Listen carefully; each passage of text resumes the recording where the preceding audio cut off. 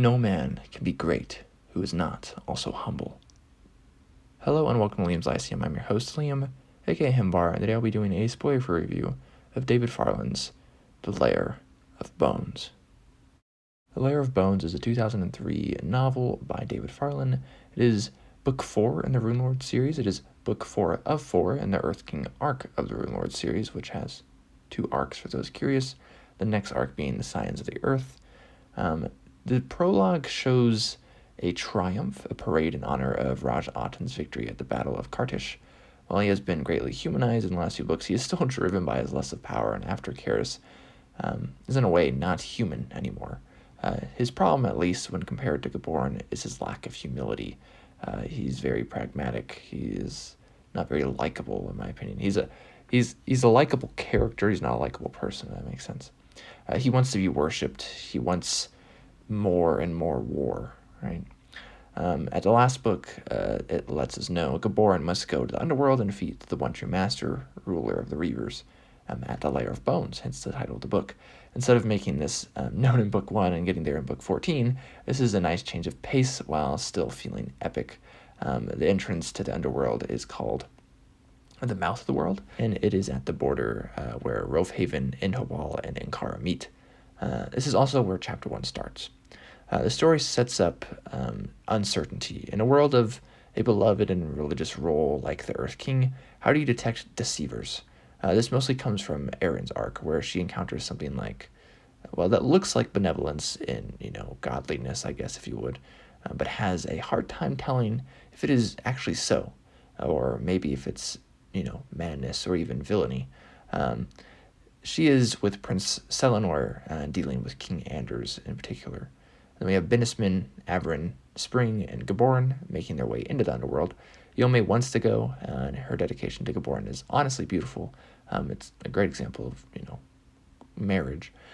Borenson has made his way to Ankara with his wife, Mirma, and who it was revealed at the end of the last book is a water wizard. They seek aid from the Storm King and look for Dalen Hammer, the son of all men, of legend from the days of the original Earth King.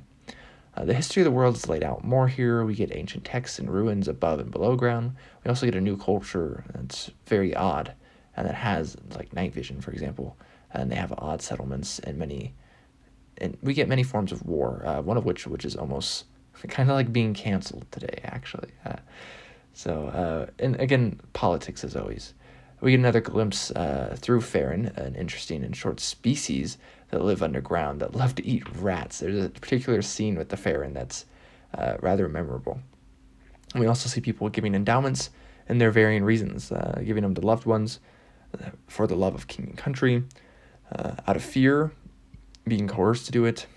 So it's pretty interesting. And that's kind of the idea with these endowments anyways. It's this magic that is very much very beautiful at times, but very disturbing at other times. And I think Farland does a great job with the magic because of that. In fact, I think while this is approaching what would later become hard magic, which is some weird, fantastical hard sci-fi, that's, that Brandon Sanderson likes to write, this is, I think, hits the point more than Sanderson does. I'm not saying I don't like Sanderson, though. I've liked him plenty, so don't take it the wrong way. But we also get things like the isolationism of the Days. If you remember, the Days are the ones who record basically all the happenings. They're like weird writers, essentially, but they're not supposed to get involved because that's, taking too much of a stance. So their idea of staying isolated is called into question, and it's done really well here, especially since they're kind of like a background thing most of the story.